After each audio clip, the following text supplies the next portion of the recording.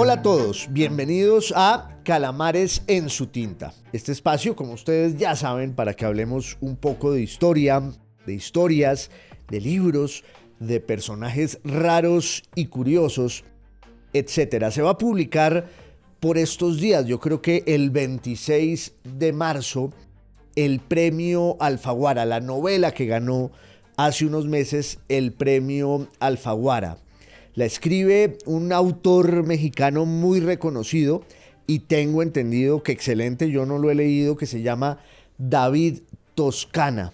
La novela se llama El Ejército Ciego y cuando anunciaron el premio me llamó mucho la atención porque tengo entendido que esa novela se ocupa y recrea uno de los episodios más aterradores y deslumbrantes de la historia medieval, de la historia bizantina, que es la batalla de Clidio en el año 1014 y cuando un emperador griego, un emperador de Bizancio, castigó al ejército con el que se enfrentaba, el ejército de los búlgaros, que era más o menos de 12.000 o 14.000 hombres, y decidió cegarlos a todos, quemarles con un punzón ardiente los ojos, y de cada 1.000 hombres dejó solo a uno con un ojo para que pudieran encontrar el camino de regreso. Esa es la novela que va a salir muy pronto, pero más allá del libro que yo todavía no he leído, pero espero hacerlo, pues quiero que hablemos hoy un poco de esa batalla en el 1014 y que hablemos del Imperio Bizantino y de su lucha, entre otras cosas, con los pueblos eslavos.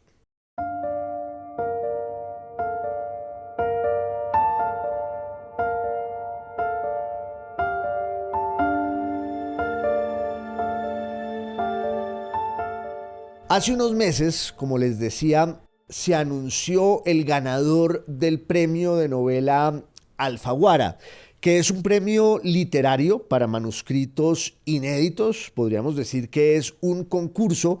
pero también, claro, es un premio editorial en el que por lo general se consagran o se catapultan firmas ya establecidas. Es un premio que tiene pues una larga trayectoria y se ha vuelto también como una especie de ritual literario desde enero, cuando se anuncia al ganador, hasta marzo, cuando se publica el libro, pues esta expectativa para ver qué tal es esa novela que se ha llevado uno de los galardones más nutridos, más celebrados y más reputados de nuestra lengua. Algunas de esas novelas que han ganado el premio Alfaguara a lo largo de estos años tienen que ver con la historia, tienen que ver con el pasado. Pienso, por ejemplo, en la de Santiago Roncagliolo, que se ocupa del Perú contemporáneo. Pienso, sin duda, en El ruido de las cosas al caer, la novela de Juan Gabriel Vázquez, que en el 2011 pues lo confirmó como uno de los mayores escritores de Latinoamérica, y esa es una novela que tiene que ver con la Colombia de los años 90 y la sombra perversa y sangrienta del narcotráfico en la vida de todos. También creo que la primera novela que se ganó la primera edición del premio Alfaguara, que se llamaba Margarita está linda la mar, firmada por Sergio Ramírez. Esa era una novela histórica en el siglo XIX, en Nicaragua, con un personaje protagónico, por supuesto, que es el poeta Rubén Darío. Y luego también hubo una novela que a mí me gustó mucho, firmada además a 4 manos por 2 argentinas, que se llama El turno del escriba, si mi memoria no me falla, y que tiene que ver con ese personaje que fue el amanuense de Marco Polo para escribir ese libro de sus memorias de su viaje a Oriente. De resto, pues Son novelas de muy variada condición, de muy variada índole, pero en este caso estamos ante una novela que ahonda pues en un episodio de la Edad Media. Insisto, yo todavía no he leído el libro porque se va a publicar el 26 de marzo, pero tengo entendido que David Toscana, el autor, es excelente. A él tampoco le he leído nada, pero el tema que escogió para esa novela resultó un detonante y un pretexto que nos permite hoy volver sobre ese episodio hace más de 1000 años, cuando se dio el enfrentamiento definitivo entre el Imperio Bizantino, o el así llamado Imperio Bizantino, el Imperio Romano o el Imperio Romano de Oriente, y el primer imperio búlgaro. Llevaban varias décadas de un pulso bélico y religioso y cultural muy fuerte en los Balcanes, y ese pulso se resolvió con la batalla de Clidio del año 1014, 1000 años antes. Ocurre en julio esa batalla en la que, como les digo, los griegos terminan doblegando a los búlgaros. Pero pues fue una batalla como las ha habido tantas en la historia. La historia no es sino también una sucesión inagotable, interminable de batallas. ¿Qué hizo que esa batalla fuera tan particular? Y de pronto es la anécdota que inspira esta novela que se llama El Ejército Ciego, de David Toscana. Pues en esa batalla el comandante del ejército griego, que era el emperador mismo, Basilio II, tomó la decisión de infligir el castigo más brutal a sus enemigos, que fue cegarlos con el viejo método griego y bizantino de quemarles los ojos a los contrincantes con un punzón ardiente, y entre 1000 hombres escogía a una especie de víctima propiciatoria y afortunada, qué horror decirlo así, a la que le dejaba un solo ojo útil y servible para que pudiera llevar de regreso a esta aterradora y tétrica procesión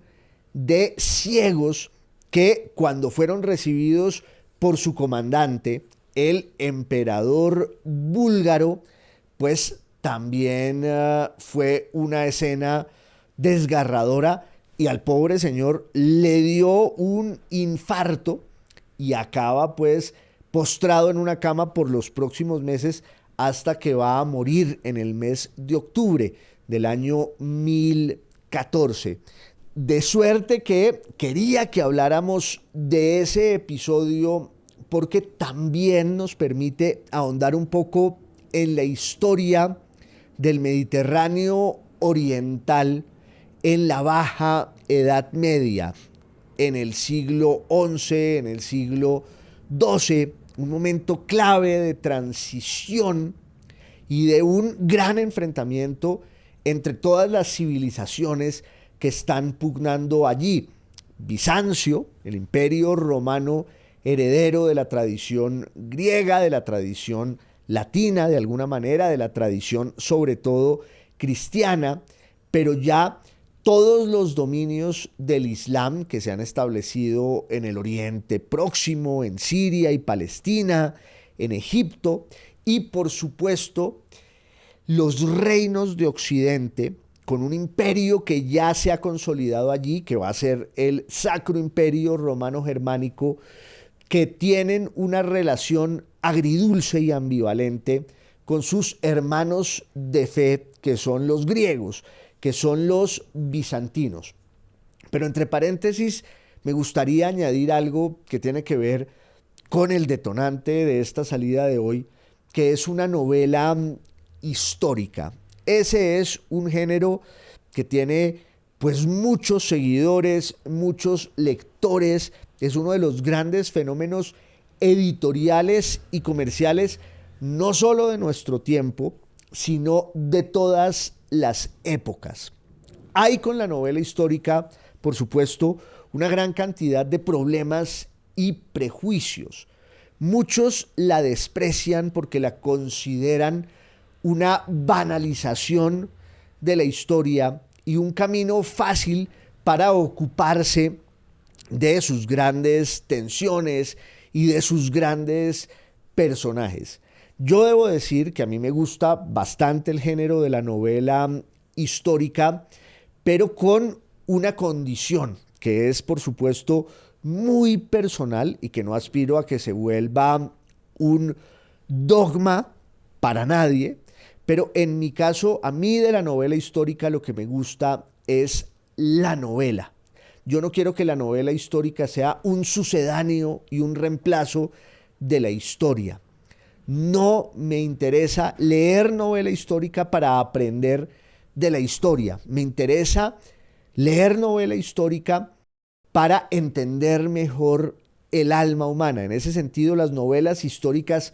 que me gustan son obras maestras de la literatura. Y en esa condición, pues las leo y las disfruto, por supuesto, con un rasgo que caracteriza a esas obras maestras del género de la novela histórica, que es una recreación muy rigurosa y minuciosa y bella del pasado. Pienso en las novelas de Patrick O'Brian, pienso en las novelas de Robert Graves, pienso, por supuesto, en las memorias de Adriano de Marguerite Yourcenar, pienso en las novelas de Zoé Oldenburg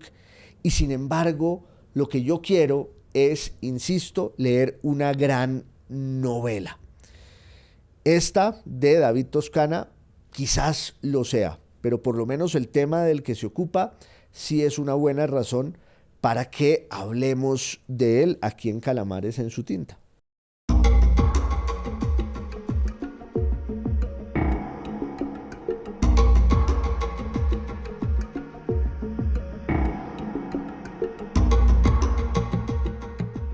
En otras salidas de este espacio, de este garito de borrachos al amanecer, ojalá, hemos hablado del Imperio Bizantino. De pronto, muchos de ustedes tienen la referencia sobre todo de eso que aún hoy llamamos las discusiones bizantinas, que es cuando nos ocupamos de manera excesiva y minuciosa de temas que parecen carecer de importancia, temas intrascendentes que se vuelven una obsesión para quienes quieren abordarlos hasta sus últimas consecuencias. Beber de manera amorosa las últimas gotas de un tema o un debate o una discusión cualesquiera. Lo cierto es que también el bizantinismo se asocia con el burocratismo y con ese peso aparatoso y aplastante y abrumador de las formas del poder que empiezan a ser una especie de justificación en sí mismas. Cuando hablamos de lo bizantino también estamos hablando de esa especie de laberinto kafkiano que nos lleva por un alud de papeles, de formularios, de documentos que llenamos y no tienen solución ni tienen fin. Se trata, sin embargo, de una especie de injusticia histórica, porque asociamos la idea de lo bizantino como un adjetivo perverso con cosas que son muy malas. Y eso tiene que ver con la envidia que en Occidente hubo siempre por el mundo griego-romano. Esto me lo han oído ustedes aquí hasta la saciedad. El Imperio Romano es quizás el imperio más grande que hayan visto los siglos, la expresión más elevada y depurada del poder político, del poder militar, del poder jurídico, sin lugar a dudas, del poder cultural y un poder territorial que iba, si uno lo extiende mucho, desde las columnas de Hércules hasta la Mesopotamia, desde el mar Atlántico hasta el Oriente Próximo. Pero en términos culturales y más allá de todos los pueblos que desembocan en eso que vamos a llamar el Imperio Romano, todas las lenguas, las civilizaciones, los credos religiosos, las identidades, etc. Más allá de eso, el Imperio Romano, en su fundación y en su consolidación, está partido en dos grandes órbitas que son la del Occidente, que habla latín, y la del Oriente, en la que la influencia principal está determinada por el griego. Pues porque ese ámbito oriental del Imperio Romano había sido el epicentro de todo el esplendor de la cultura griega desde la remota antigüedad. Y Roma, de alguna manera, lo que hace es sintetizar ambos mundos, el del Occidente, que habla latín, y el del Oriente, que habla griego. De hecho, en el Imperio Romano, la lengua de la cultura era la lengua griega. También fue la lengua fundante de la tradición cristiana, de la teología cristiana. Piensen pues que los evangelios se escriben en griego, el Nuevo Testamento y toda la gran teología del primer cristianismo se desarrolla no en hebreo ni en arameo ni en latín hasta cuando empiecen a irrumpir, a aparecer los padres de la iglesia latinos, pero la preponderancia cultural del griego era una cosa determinante hasta que eso se expresa también en la partición militar y administrativa del imperio a finales del siglo III y a lo largo del siglo IV de nuestra era, entre otras cosas también cuando el Imperio Romano se está cristianizando a instancias sobre todo de un gran emperador que es Constantino. La cristianización oficial del Imperio Romano será posterior en tiempos de Teodosio, pero Constantino es el estadista y emperador más clarividente y agudo que entiende que la supervivencia del imperio depende de una alianza política, sobre todo con la comunidad cristiana, con la iglesia cristiana. Pero Constantino también oficia otra especie de rito de paso entre lo que podemos considerar el mundo antiguo y el inicio muy lento de eso que luego se llamará la Edad Media, que es la fundación en el estrecho de los Dardanelos, ahí en el Bósforo, en ese paso marítimo entre el Mediterráneo y el Mar Negro. Ahí había un enclave griego muy importante con la fundación antigua de una ciudad que se llamaba Bizancio, en honor a su héroe epónimo, que era un general griego que se llamaba Bisas. Y Bizancio pues fue una ciudad importante sobre todo por su posición estratégica entre el Mar Negro, el Mar de Mármara y la salida al Mediterráneo. Y ahí en esa ciudad, que tenía esta condición geográfica y geopolítica excepcional, Constantino decide fundar una ciudad que va a llevar su nombre, Constantinopla. Hemos hablado de ella muchísimas veces aquí en estas salidas de Calamares en su tinta, porque acaso fuera la ciudad más importante y más grande de la historia. Hoy es Estambul, en la República de Turquía. Pero entre el año 325 y el año 330 de la era común, de nuestra era, de la era cristiana, Constantino decide fundar allí, en la vieja Bizancio de los griegos, una ciudad que va a llevar su nombre y también el apelativo de la Nueva Roma, con la intención un poco de partir en dos y de consagrar esa vieja partición, que además eso ya había empezado en tiempos de Diocleciano, entre la órbita occidental y la órbita oriental del imperio. Además, la frontera estaba marcada por la cultura y por la lengua, y sin duda la parte oriental del imperio pues era mucho más culta, era mucho más refinada, era ahí donde estaban los filósofos, los escritores, los teólogos, etcétera, etcétera. Entonces se funda Constantinopla y con el paso del tiempo, en los próximos 2 o 3 siglos, esa división entre el Oriente y el Occidente se va a ahondar, porque en el Occidente se va a dar lo que en términos históricos se llama, de forma un poco superficial y arbitraria, la caída del Imperio Romano, con la aparición de esas tribus bárbaras, sobre todo germánicas, que siempre habían estado ahí en la frontera de Roma, pero Roma ya no las puede contener y el mundo occidental empieza a feudalizarse y empieza a barbarizarse.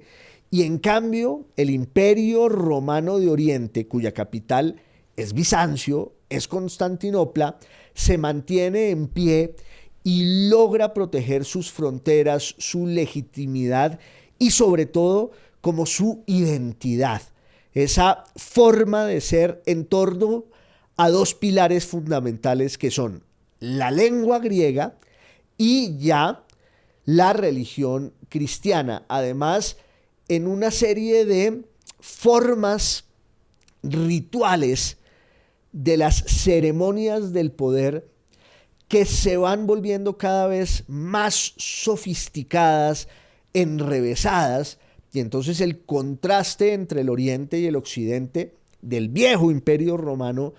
es abismal, porque en el Imperio Romano del Occidente, siempre que hablo de estas cosas me empieza la rinitis, ustedes perdonarán, ese es un viejo castigo bizantino, pero en el Imperio Romano de Occidente pues habían llegado los godos, los visigodos, los ostrogodos, habían llegado los vándalos, los lombardos, los francos, y se había dado una fragmentación del poder, mientras que en el Oriente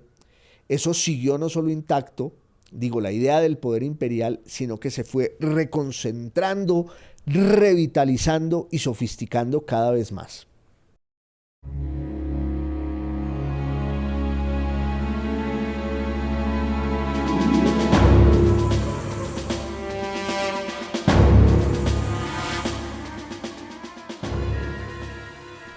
Así es como surge ese imperio que se llamará el Imperio Romano,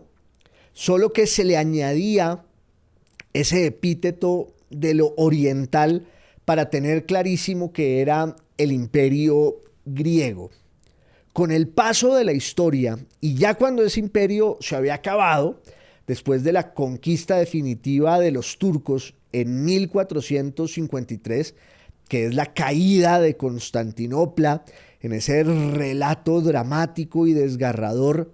en tiempos de Mehmed II, el sultán turco, que entra por fin a esa ciudad que el Islam y muchos otros habían codiciado a través de los siglos, después de la caída de Constantinopla, que entre otras cosas es un hecho que va a resultar determinante para lo que pasó en Europa con eso que llamamos el Renacimiento, que se debe en buena medida a la influencia y la impronta de todos esos sabios griegos que estaban ahí en Constantinopla y en Bizancio y que tuvieron que huir hacia Italia y hacia Francia, pero sobre todo a Italia, cuando ya el cerco de los otomanos se estaba cerrando. Y después de ese episodio, pues ya los historiadores europeos empiezan como a entender de manera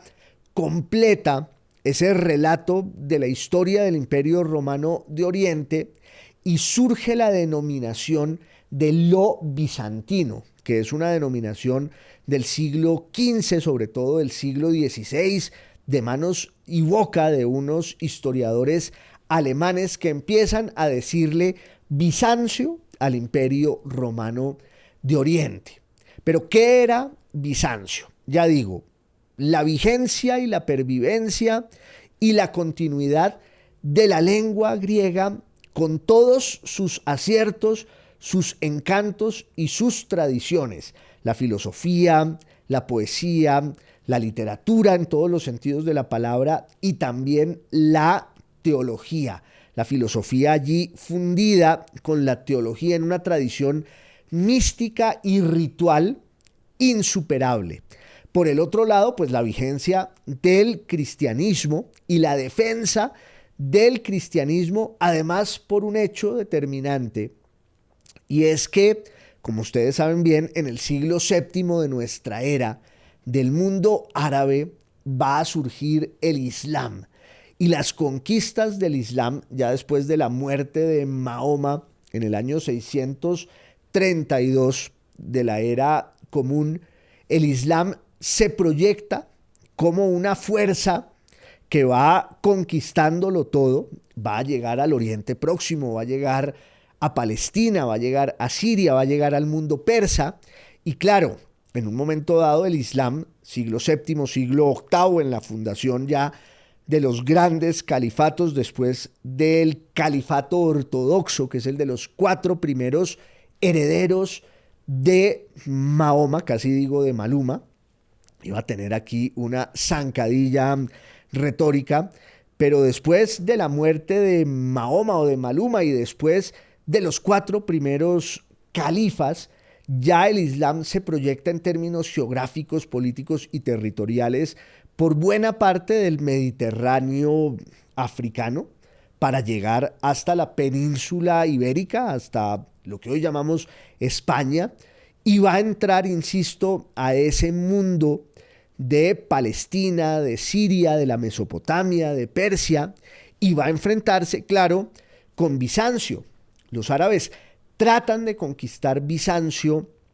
varias veces, en el año 678, en el año 718. Lo que pasa es que los bizantinos, gracias a un sabio sirio que había estado a su servicio,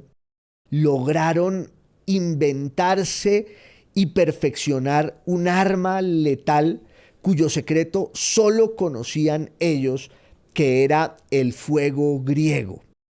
La unión del salitre y el nitrógeno, que era, ya digo, un arma terrible porque además hacía que el mar se volviera un mar de lava, un mar ardiente y devorado por el fuego que se llevaba a quienes estuvieran allí, que iban llegando casi siempre a Constantinopla y resultaban, por supuesto, expulsados con toda la fuerza del poder bizantino. Pero entonces Bizancio, o el Imperio Romano de Oriente, se vuelve como el bastión de la identidad cristiana, de la preservación de la cultura griega, y Bizancio tenía una relación muy difícil con su hermano religioso y cultural, que era el occidente romano, que hablaba latín y que se había feudalizado, que es donde ocurre de verdad eso que vamos a llamar la Edad Media. Pero luego a Bizancio le surge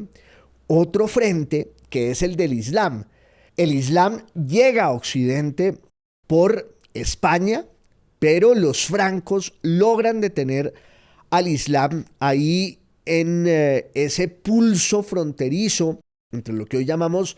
España y Francia, con el mayordomo de los francos, primero con Carlos Martel y toda su descendencia. Su nieto es Carlomagno, pero entonces el Islam no encuentra lugar en la cristiandad occidental, que gracias a la labor de los francos pues contiene a la religión islámica ahí en los Pirineos, pero el Islam sí logra conquistar, ya digo, toda el África romana y mediterránea, todo el Oriente Próximo, Persia, la Mesopotamia. Van a llegar los musulmanes hasta el norte de la India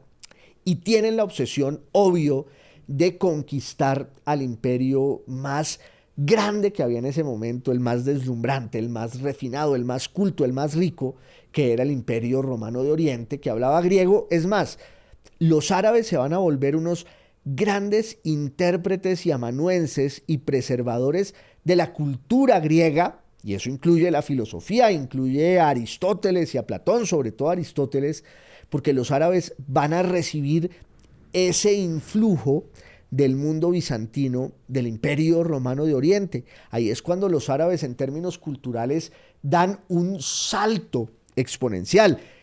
Gracias al contacto que tienen con los persas, que sí logran entrar al mundo islámico, y gracias al contacto con los griegos, que se quedan por fuera de la islamización, mantienen su identidad cristiana, que fíjense ustedes, es uno de los atributos esenciales de la identidad nacional de Grecia hasta hoy, porque claro, vino la dominación otomana, la dominación turca del mundo griego después de 1453, y eso incluye a todo lo que hoy llamamos Grecia, pero ahí se conservó el fuego que los griegos atizaron de su identidad nacional en torno a la lengua y en torno, por supuesto, a la religión. Entonces, eso era el imperio bizantino,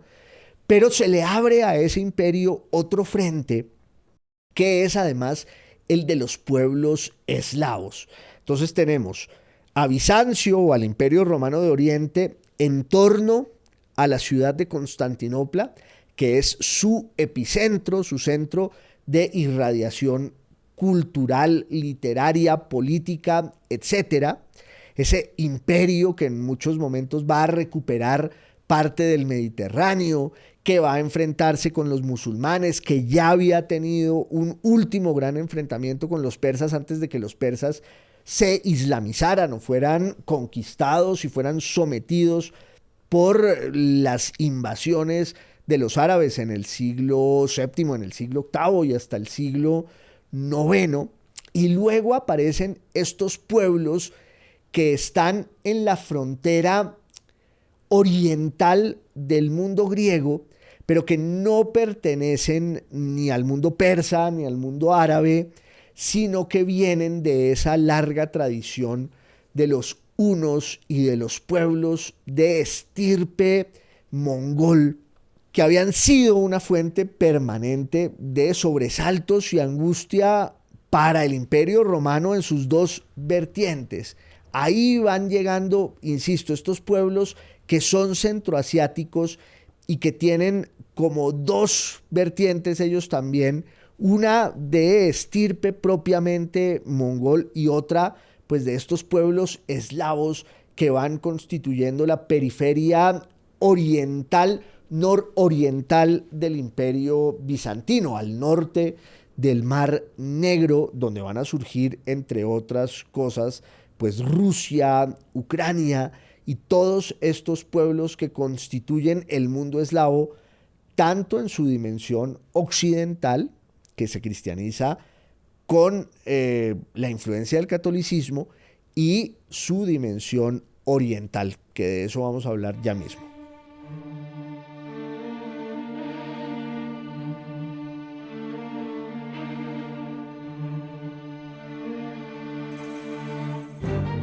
Para los bizantinos, para los griegos cristianos, para el Imperio Romano de Oriente, hay que decirlo así,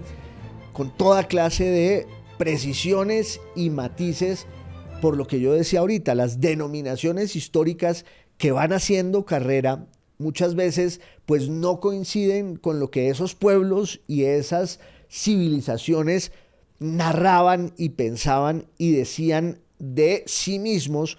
en su momento. Si ustedes van en un viaje en el tiempo y vuelven a lo que hoy llamamos Bizancio y se encuentran con un ciudadano del Imperio Romano de Oriente, con un ciudadano bizantino,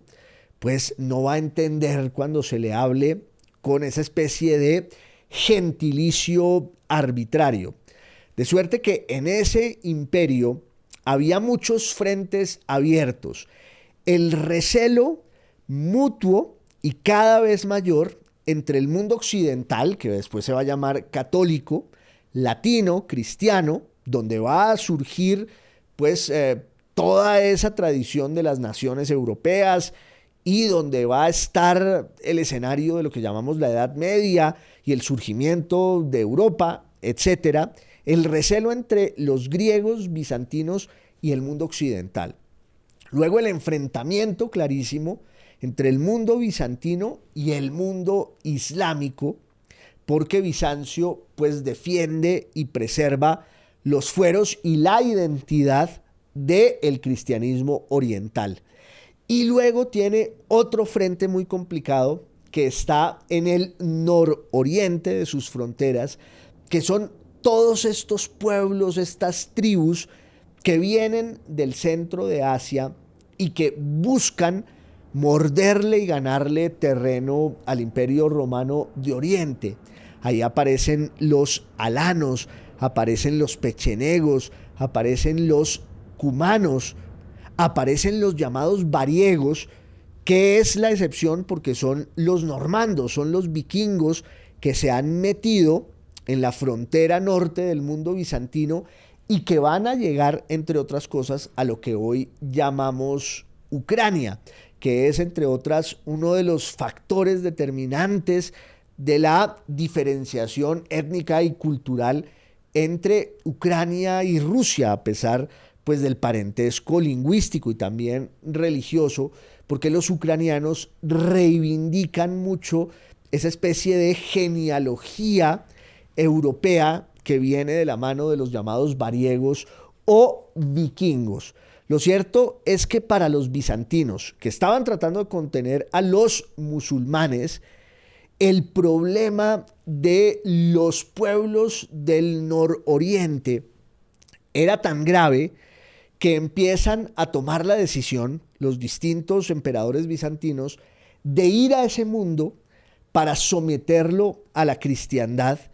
e incorporarlo a su civilización. Era preferible que esos bárbaros se volvieran cercanos a la causa del Imperio Romano de Oriente, porque había la posibilidad de que se islamizaran, por ejemplo, tenían unas religiones animistas muy primitivas, la mayoría de esas tribus, claro, un estatuto religioso que luego en la historia se va a entender un poco más con todo su brillo y sus particularidades, pero de todas maneras los bizantinos entienden que hay unos bárbaros que están en la frontera, en los Balcanes, ya digo, en el Mar Negro, en toda la estepa de eso que hoy llamamos Rusia y hacia abajo en Ucrania, y luego si uno va hacia el occidente, pues donde estarán los eslavos occidentales, como los propios polacos. Ese mundo empieza a picarse cada vez más en el siglo IX, en el siglo X, y en un momento dado hay pues una misión de dos hermanos que son Cirilio y Metodio, que van a lo que hoy llamamos Bulgaria, que van a Moldavia, donde estaban estos pueblos eslavos, y los cristianizan. De hecho, Cirilo y Metodio se inventan un nuevo alfabeto inspirado en el griego escrito para que esas lenguas eslavas tengan la posibilidad de acceder a los textos sagrados de la cristiandad, por supuesto, al Antiguo y al Nuevo Testamento, sobre todo al Nuevo Testamento, que son textos que empiezan a traducirse a las lenguas eslavas, que en el panorama de lo escrito pues no son sino la variación de ese primer gran alfabeto que hacen Cirilio y Metodio y que era un instrumento de evangelización, de conversión. Pero en el plano político, ya después de la conversión de los eslavos, que empieza justamente por ahí, por Bulgaria y por Moldavia, en el plano político el enfrentamiento seguía siendo terrible porque además en un momento dado, en el siglo IX y sobre todo en el siglo X, los búlgaros se van a volver los dueños de los Balcanes y van a controlar pues toda la desembocadura del Danubio, que es un río tan importante, y se van a volver ahora un poder que va a enfrentarse con el mundo bizantino, que además tiene un problema adicional, un nuevo frente que se le ha abierto. Y es que en el siglo VIII y en el siglo IX hay una dinastía bizantina que decide prescindir de las imágenes. Imagínense ustedes esa tradición estética y cultural tan poderosa y tan rica de las imágenes religiosas que tenían un contenido filosófico y místico y que era parte de la esencia de esa cristiandad oriental griega. Pues llega una dinastía, la dinastía isáurica, ahí en el mundo bizantino, y ellos empiezan a suprimir las imágenes, se vuelven lo que en griego se llama iconoclastas, destructores de las imágenes, entre otras cosas, por cuenta de la influencia del Islam, que también es una religión iconoclasta. El Islam es una religión de origen abrahámico, una religión monoteísta que se inspira tanto en el judaísmo como en el cristianismo y reformula los fundamentos de esas dos religiones, pero en el Islam, un poco por la herencia semítica, como pasa en el judaísmo, hay un rechazo manifiesto y clarísimo a la adoración de las imágenes, la idolatría, pero sobre todo la iconodulia, es decir, transferirles a las imágenes poderes divinos y postrarse ante ellas. Ese elemento que en Bizancio era tan fuerte, la adoración de las imágenes, se acaba en el siglo VIII y en buena parte del siglo IX. Y es una disputa, es una guerra civil tenebrosa. Y eso es lo que nos lleva a la dinastía macedónica, en la que va a aparecer como su gran figura el emperador Basilio II.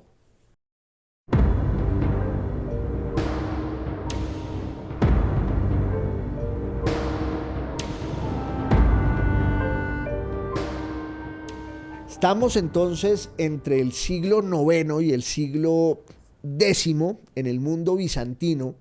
y hay una guerra civil entre los partidarios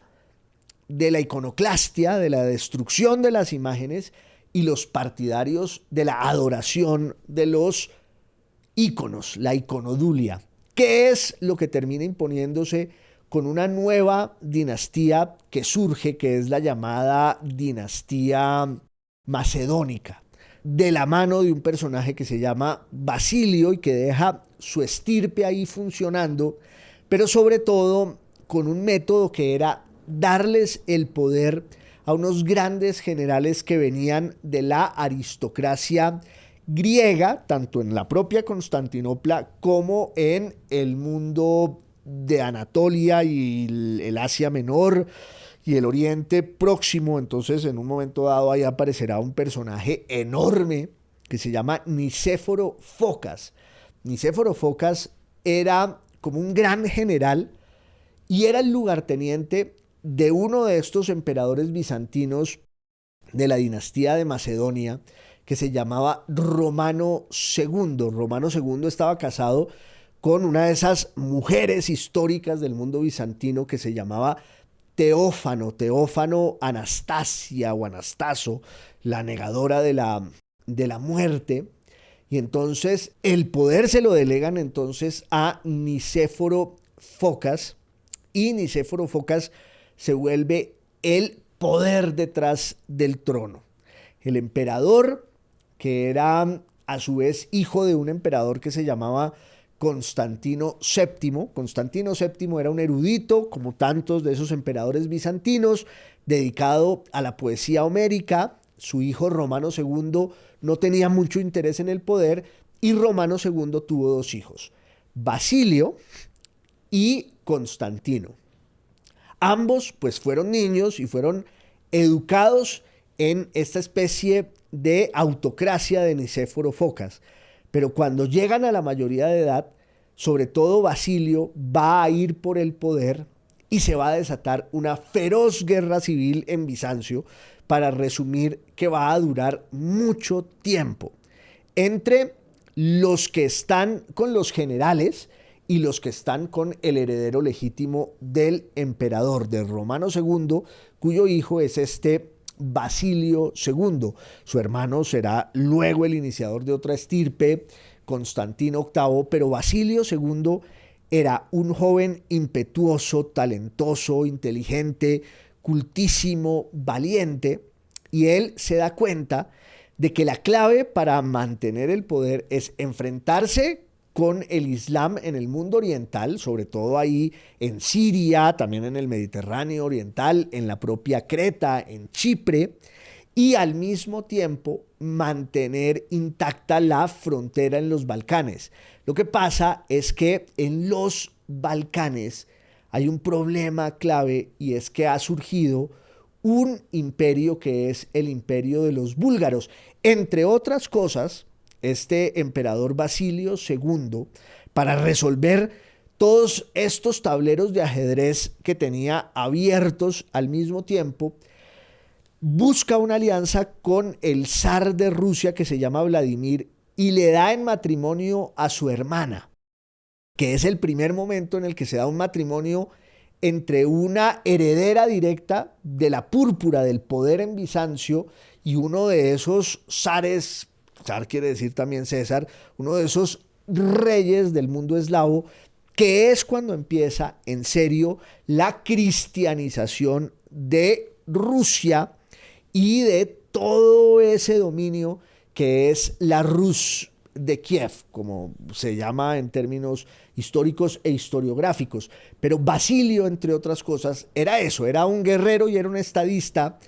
y entiende que su gran problema está ahí en Bulgaria, porque los búlgaros han conquistado todos los Balcanes. Se han cristianizado, sí, pero es un pueblo eslavo que tiene pues además una suma también tribal y étnica muy complicada y que ha derrotado varias veces al ejército bizantino. Hasta que Basilio se lanza al último envión, que es cercar al ejército búlgaro, que se había envalentonado porque mientras los bizantinos estaban conteniendo a los fatimíes en Egipto y en Siria,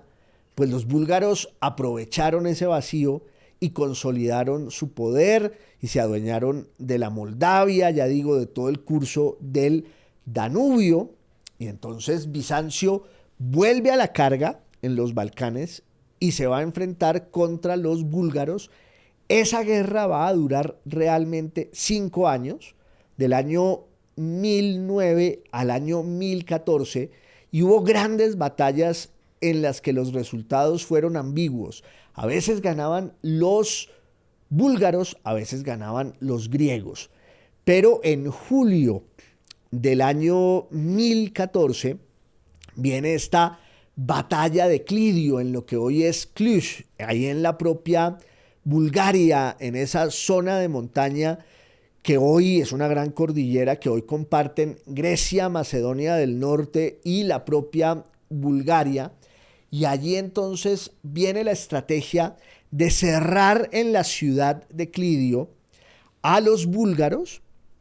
con una estrategia de penetración e infiltración del ejército.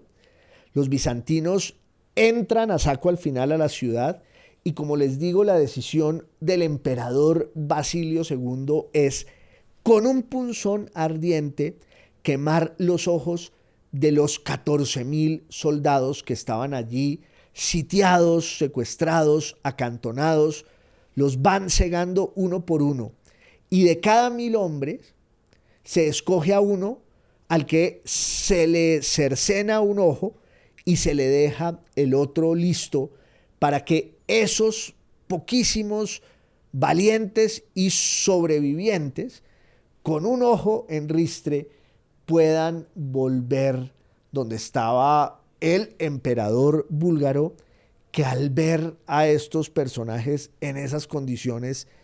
cayó fulminado. Ya dije, le dio un infarto y ese infarto lo dejó postrado, pues no se murió con ese paro cardíaco, pero la escena era tan aterradora que queda postrado por los próximos meses y va a morir en octubre del año 1014, y es el fin del primer imperio búlgaro. Ese emperador búlgaro se llama Samuel y es el último heredero de ese primer gran poder de los búlgaros que se habían convertido al cristianismo, que fue, entre otras cosas, donde prospera la posibilidad de que los eslavos puedan leer los evangelios, pero sobre todo ese primer imperio búlgaro fue una piedra en el zapato, en la sandalia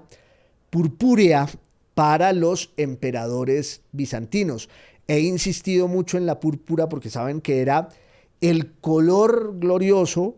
del poder, pero sobre todo en Bizancio, el cuarto en el que nacían los herederos del imperio estaba cubierto todo en ese color. Por eso se llamaban los porfirogénitos, los nacidos en la púrpura, como Basilio II, que además era un gobernante silencioso, austero, que se fue volviendo una especie de monje al que la historia le dará el apodo, el epíteto de